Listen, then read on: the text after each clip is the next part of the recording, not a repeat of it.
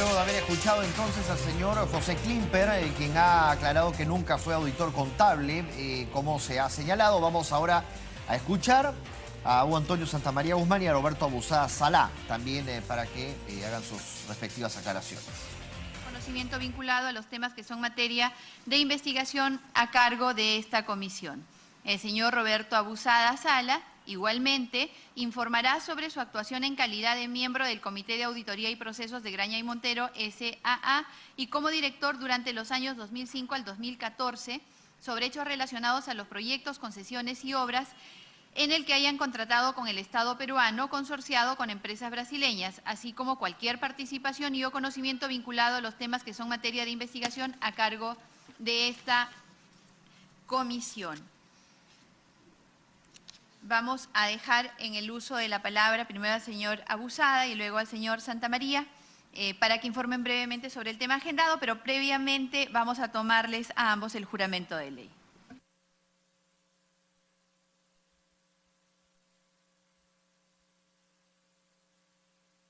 Va a juramentar de ley el señor Roberto Abusada Salá. En estos momentos, como manda, ¿no?, cada una de las sesiones de las comisiones investigadoras, en este caso Lavallato, así como hacen los invitados respectivos.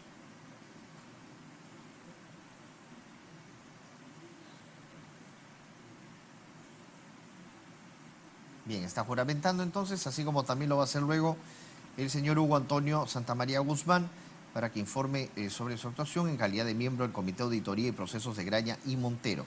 Hay que recordar que José Klimper también se presentó hace unos momentos y aseguró que nunca asistió ni formó parte del Comité de Inversiones e Infraestructura de GIM, nunca fue auditor contable, como se había señalado. También señaló que nunca laboró en Graña y Montero.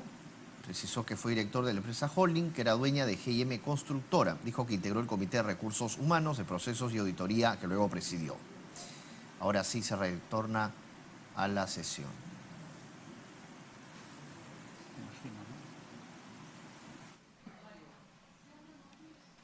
Sigo respondidas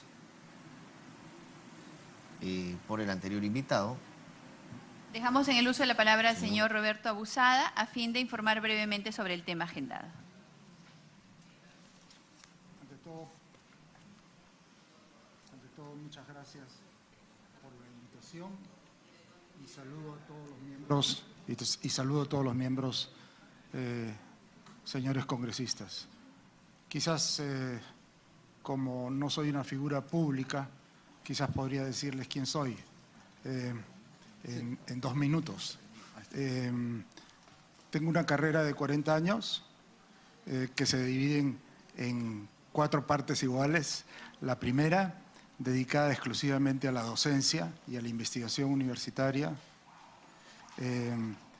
La segunda, dedicada al servicio público. He sido viceministro de Comercio, viceministro de Economía, miembro del directorio del Banco Central, asesor del ministro Camet, que en paz descanse, durante su presencia en el Ministerio de Economía, que ha sido muy larga, de 5 años. He sido asesor del presidente del Banco Central y miembro del directorio también del Banco Central. El resto de mi carrera se mezcla entre el sector privado y la investigación. En el 2004 fundé, junto con otros señores, el Instituto Peruano de Economía, con una sola tarea. En realidad se hicieron reformas muy importantes en los años 90 y pensamos que iría a haber una reacción y retrocesos, por eso se fundó el instituto. También he participado yo actualmente soy el presidente de ese instituto, no solamente el fundador. Y también he participado en consultorías para el Banco Mundial, para las Naciones Unidas, para distintos gobiernos, para el Banco Interamericano de Desarrollo, y junto con esas actividades privadas y más remuneradas que las de los primeros 20 años, he tenido participación en 2 actividades de servicio a la comunidad.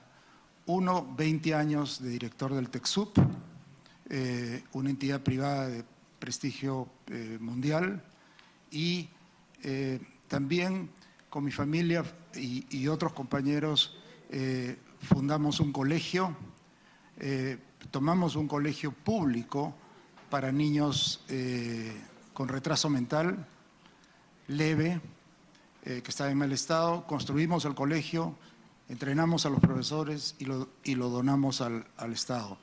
Esa es mi trayectoria. He empezado en el sector público muy joven y quizás en el curso de las preguntas estoy totalmente llano a responder cosas que sean de mi opinión y no necesariamente las preguntas que me quieran hacer. Gracias, señor Abusada. Señor Santamaría. Gracias, presidenta. En primer lugar, al igual que el señor Abusada, quisiera agradecer la invitación a esta comisión y manifestar mi deseo de plena colaboración. También haré una breve síntesis. Soy economista de la Universidad del Pacífico. Mi carrera es un poquitito más corta que la de Roberto, de 30 y pico años, todavía no de 40. Luego tuve la suerte de estudiar afuera. Soy doctor en economía, también de trabajar afuera, y luego a finales de los 90 de regresar al Perú e incorporarme a la empresa Apoyo Consultoría, de la cual soy su economista jefe y socio y gerente de estudios económicos, y que este año justo cumplí 20 años con Apoyo. Yo no he tenido la suerte de pasar por la función pública, salvo un breve paso por una comisión de API en subsidios del Indecopi, pero desde el sector privado siempre he seguido con mucha atención a las políticas públicas y en la medida de lo posible he tratado y apoyo también de colaborar con ellas. Gracias. Gracias, señor Santamaría. Se ofrece el uso de la palabra a los señores congresistas que deseen formular preguntas. Señor Abusada, ¿en qué periodo usted trabajó en Graña y Montero? ¿Qué cargos y funciones tuvo en los tiempos en los cuales usted haya prestado servicios ahí? Sí. Mi relación con Graña y Montero data de muchos años y le voy a explicar al final por qué. Pero es a partir del 2004 que soy invitado por el grupo de control, no por las AFPs, por el grupo de control para ser miembro del directorio de la holding. Es a partir del año 2006 que dejo esa condición y son las AFPs quienes me nominan. He estado 6 años que han terminado el 2013, es decir, en total he estado 9 años con el grupo. 3 nombrados por el grupo de control y 6 nombrados por las AFPs. Le dije al comienzo que mi relación es antigua con el grupo porque yo ayudé a formar una de las empresas de servicios del grupo que se llamó GMD. Y GMD fue una empresa muy pequeña en la que yo tuve participación accionaria, 15%. Y desde hace 33 años he sido miembro del directorio de esta empresa que está abajo de la sección de servicios de GMD, del grupo Graña y Montero, y como una de las secciones de servicios junto con otras empresas de servicios, como por ejemplo Koga, como por ejemplo CAM, ¿no? Entonces, yo siempre, como accionista, he asistido al directorio de GMD, una empresa de abajo, y mi participación a lo largo de esos 33 años ha ido disminuyendo por razones de no poder seguir los aportes de capital pertinentes. He terminado con una participación de 5%, pero siempre he sido miembro de ese directorio. Es a raíz de esa muy buena experiencia con esta empresa que partió de nada y se convirtió en una de las empresas más grandes del Perú en computación y en algunos servicios como outsourcing es la más grande del Perú, que se me invita a participar en la holding. Esa es mi respuesta. No sé si he contestado su pregunta, señora presidenta. Sí, señora Abusada. ¿Escuchó usted algún comentario que se haya realizado al interior de la empresa Graña y Montero antes de hacerse públicos los hechos de corrupción de Odebrecht respecto a sobornos, dificultades que tenían que resolverse con un arreglo no necesariamente legal, que tenía que ser realizado por altos funcionarios para ser beneficiados en contratos con el Estado? ¿Escuchó usted alguna vez que Graña y Montero tenía que hacer colaboraciones para poder aliarse con Odebrecht? Debo indicarle una cosa que quisiera que quede sentada en todas mis respuestas. Es al final del 2013 que yo corto mi participación en el directorio y no he tenido ninguna información ni del directorio ni de otras actividades que hacía Graña y Montero, excepto aquellas actividades referidas a la empresa que mencioné antiguamente. Y por eso, una vez al mes he ido a las oficinas de Graña y Montero. La pregunta específica que usted me hace, sí he estado enterado por la declaración que viene de Estados Unidos respecto del arreglo que hace con Estados Unidos y con Suiza Marcelo Odebrecht, y que involucra sobornos a funcionarios peruanos por 29 millones de dólares. Bueno, hoy se sabe, de acuerdo a las declaraciones del señor Jorge Barata, que la empresa Odebrecht y consorciadas, entre ellas la empresa Graña y Montero, por ejemplo, pagaron una coima de 20 millones de dólares al expresidente Alejandro Toledo por la adjudicación de los tramos 2 y 3 de la carretera interoceánica, pago que se habría materializado en los años siguientes a la entrega en concesión. Entonces, con respecto a esto, yo le pregunto, considerando que usted ha estado en Graña y Montero en los años que se llevó a cabo el concurso, se otorgó la buena pro y se inició la ejecución del proyecto interoceánica, ¿recuerda haber participado en alguna reunión con los funcionarios públicos para discutir aspectos relacionados al proyecto interoceánica? Jamás he tenido una relación con funcionarios públicos respecto a este ni a otros temas relacionados con Graña y Montero. La noticia de los 20 millones de dólares al expresidente de Toledo es una noticia posterior a diciembre, entiendo, del 2016, en que se desata este escándalo. Quisiera aclarar a la señora presidenta que, contrariamente a lo que formule en su pregunta, yo no, aún y hasta que la justicia se pronuncie definitivamente, sé que ha pagado Odebrecht a Alejandro Toledo. Además, sé que pidió 20 millones, pidió 35 y no entregó 35, sino que entregó 20. Sé, si ustedes quisieran saber, sé por qué se hizo, por qué se rebajó. Perdón, ¿usted dice que sabe por qué se rebajó de 35 a 20? Sí, intuyo por los eventos precedentes. Sí. ¿Quiere que se lo diga? Por favor. Sí. Odebrecht pretendió hacer la interoceánica solo y eso generó un escándalo en el Perú. Y el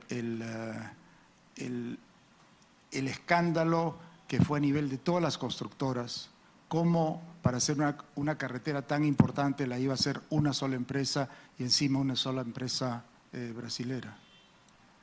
Es a raíz de esas protestas que se cambian las reglas de la licitación y se obliga a que exista una participación de 40% de las empresas peruanas, ¿no? En ese 40%, 30% lo hicieron las 3 consorciadas y otro 10% fueron subcontratos. Ahora, yo sé que se pagó, ahora le voy a decir por qué se pagó menos o por qué creo que se pagó menos en realidad, pero de que Graña y Montero haya participado en ese pago en ese momento o posteriormente, creo que no tenemos ninguna evidencia y ciertamente yo no tengo ninguna evidencia. Se pagó menos porque no fue pues 100% la asignación a Odebrecht, sino fue 40%, es decir, 53% de lo que quería Odebrecht, y 53% de 35 es 20 millones. Congresista Lourdes Alcorta. Gracias, Presidenta. Saludar a los dos invitados para aclararlo y dejarlo bien puntualizado, porque esta comisión se lava y se graba. O sea, la comisión se reduce porque la comisión que había planteado como tope Odebrecht era de 40%. Por lo tanto, ¿ahí es que se hace la rebaja o podría usted aclarar nuevamente la respuesta? ¿Cómo es que se rebaja la comisión? Yo estoy Supuesta. suponiendo porque, supuesto. por su intermedio, señora Presidenta, yo estoy suponiendo porque los números son tan exactos, ¿no? Me pidió 35, le di 20. Y yo tenía el 100% y ahora me rebajan a 60, ¿no? 60% de 35 es 20. Claro, entonces debemos inferir que solamente Odebrecht habría pagado la coima. Así es. Porque corresponde a Así su es. porcentaje de participación. Está en la prensa, en este lo ha dicho, han dicho dónde se han reunido, la o sea, fecha. no se trataría de una rebaja en la coima, sino que uno de los consorciados no pagó la coima.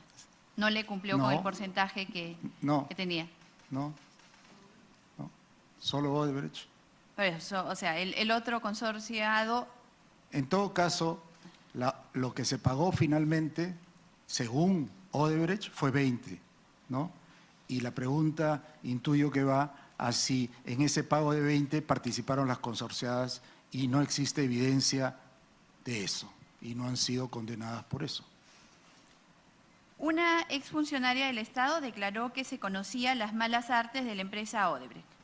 Sin embargo, al parecer esto no fue un impedimento para que esta persona siguiera participando en licitaciones con el Estado peruano y que otras empresas como Graña y Montero se aliara con ellos para participar en estos concursos. ¿Eran conocidas, señora Abusada, las malas artes de Odebrecht? ¿Por qué Graña y Montero se aliaba con la empresa Odebrecht? ¿Les brindaba garantía estar aliados con ellos? Mire,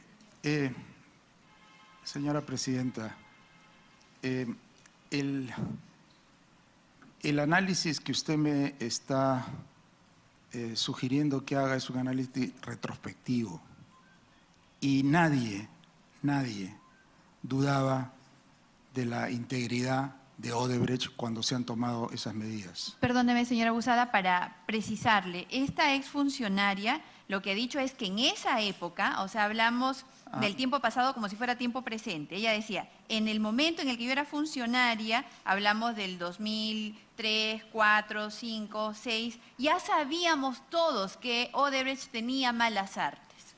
Eso es lo que he hecho. ¿Eso es verdad? ¿Ustedes también escucharon que Odebrecht tenía prácticas que podríamos decir malas artes? De ninguna manera, porque la carta de ética de la empresa Graña y Montero, que me la sé de memoria, impide la asociación y el pago de coimas. Le doy un ejemplo.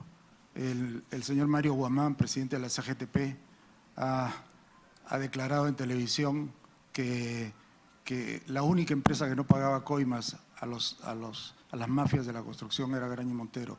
Y nadie de las mafias de la construcción, al menos cuando yo he estado, hasta el 2004, hasta el 2014, perdón, se ha acercado a una obra constructiva de Graña y Montero. Es decir, yo no podía saber y no sé la fuente, usted no me ha dicho el nombre de la funcionaria. Sí, la señora Cecilia Blume Sillonis lo ha dicho ante esta comisión. Bueno. Y ella ha sido asesora del MEF y asesora de la PCM. Bueno, grave que siendo funcionaria pública, no haya dicho que el Estado siga contratando con ellos y mayoritariamente, ¿no? Además, quiero aclarar una cosa, porque creo que los detalles del Comité de Auditoría, sus funciones, etcétera, están la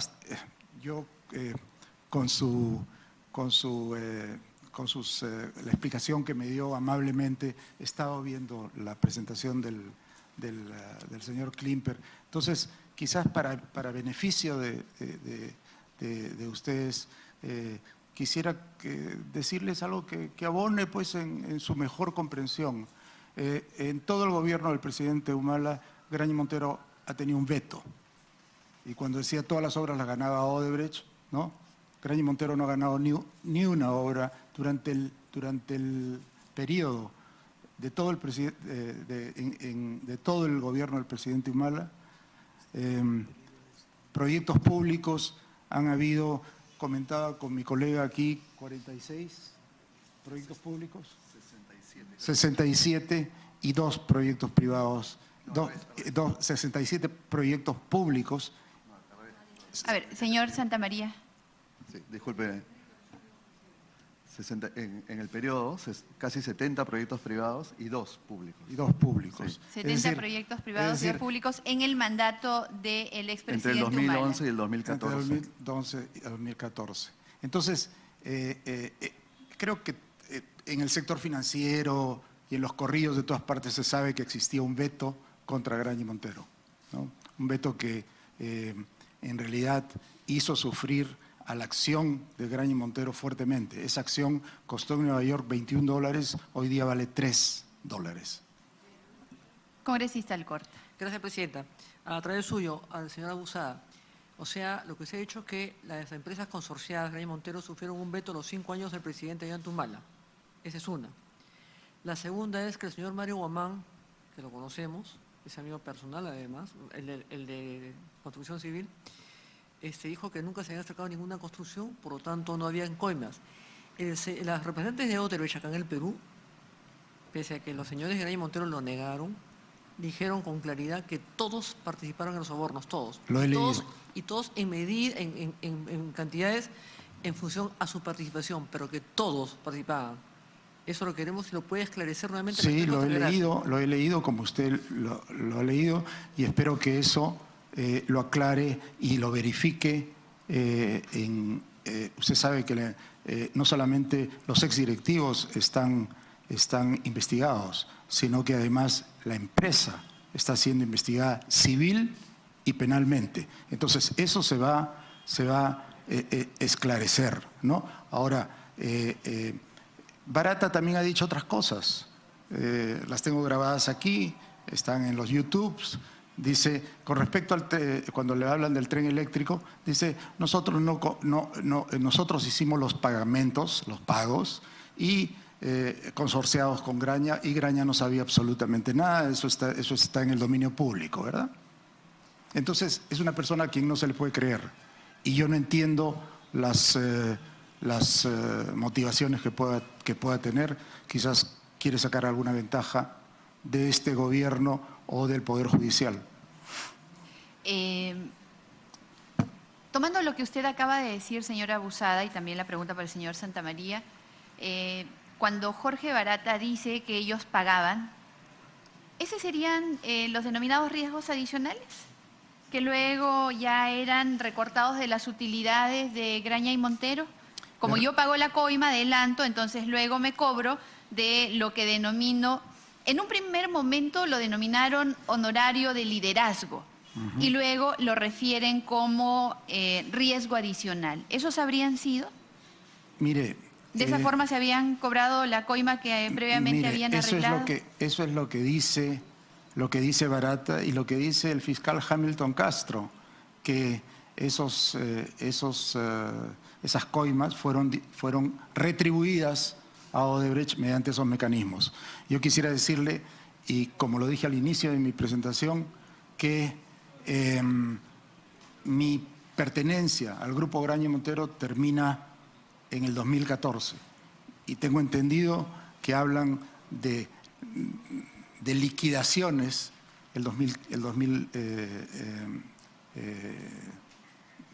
antes que eso, y la coima se paga en el 2004. Señor Santamaría, y para precisar, la denominación de honorario de liderazgo fue expresada por el señor José Graña Miró Quesada ante esta sesión. No lo hemos tomado de una declaración fiscal ni tampoco de alguno de los empresarios brasileños, sino del señor José Graña Miró Quesada. Señor Santamaría. Sí, Presidenta, en relación a su pregunta, sí sé que eso es lo que se dice. Por otro lado, también sé y he sido informado que los honorarios de liderazgo, de riesgos adicionales, es una práctica, digamos, que se usa en la industria, pero debo decir que no tengo ningún conocimiento ni ninguna información que me permita pensar que esa era la forma en la que se retribuía o se devolvía estos eventuales o posibles pagos de coimas, ¿no?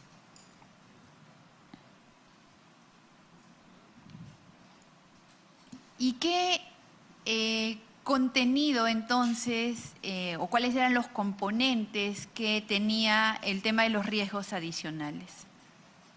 Dado que leo, por ejemplo, el acta de la Junta General de Accionistas del 1 de junio del 2011, y durante el desarrollo de la sesión, cuando hablan de la distribución de utilidades y aprobación de dividendos, el presidente sometió a votación, sometió a la aprobación de la Junta de Decisión de acceder al reparto de utilidades a los accionistas, habida cuenta de las utilidades distribuibles acumuladas según consta en los estados financieros al cierre del ejercicio 2010, aprobados en el numeral 1 precedente. Y ahí sigue la parte que interesa. El presidente propuso que, considerando que el accionista constructora Norberto Odebrecht S.A. había asumido los riesgos adicionales por la ejecución de las obras de construcción, y sigue, ¿cuáles eran los componentes que constituían y que daban esa denominación de riesgo adicional que tenía que asumir Graña y Montero? Señor Santamaría. Gracias, Presidenta. Entiendo por lo que lee que es un acta de los accionistas del consorcio, ¿no? Eso no llega, digamos, a conocimiento del directorio de la holding. Por lo tanto, no estoy en capacidad de, lamentablemente, contestar su pregunta. Señora Abusada. Mi respuesta coincide totalmente con la del doctor Santamaría. Si usted quiere que yo haga una explicación teórica de lo que pueden ser riesgos adicionales, lo puedo hacer, pero no creo que esa es su pregunta. Sí podría explicar qué cosa se considera en la industria de riesgos adicionales. ¿Sabe usted si Odebrecht sustentó ante sus socios, entre ellos Graña y Montero, los riesgos adicionales? ¿Alguna vez ustedes, digamos, no del conocimiento teórico o empresarial común que uno puede tener y por lo tanto asumir que esos son los riesgos adicionales, independientemente de eso, ¿alguna vez ustedes recibieron una explicación por parte de Odebrecht o por alguien de Graña y Montero de cuáles eran los componentes denominados riesgos adicionales? Pregunto esto porque obviamente se debitaba, si cabe el término, una parte importante de sus utilidades que iban hacia Odebrecht para cubrir el tema de riesgos adicionales. Entonces, ¿alguna vez ustedes se preguntaron o alguien les explicó cuáles eran los componentes que originaban los montos de riesgos adicionales? Le contesto muy simplemente. Los términos que preocupan a la comisión, que son fee de liderazgo, riesgos adicionales y la tercera es... No, solamente nos hemos referido al honorario de liderazgo y a riesgos adicionales, porque son los dos conceptos que el señor José Graña Miró Quesada... Sí, señora Presidenta, sí. Esos, como le dije, si se discutieron o si se conocieron dentro del consorcio, no dentro de la Junta General de Accionistas. Dentro de la Junta General de Accionistas se dice las utilidades han sido 100 y a los accionistas le vamos a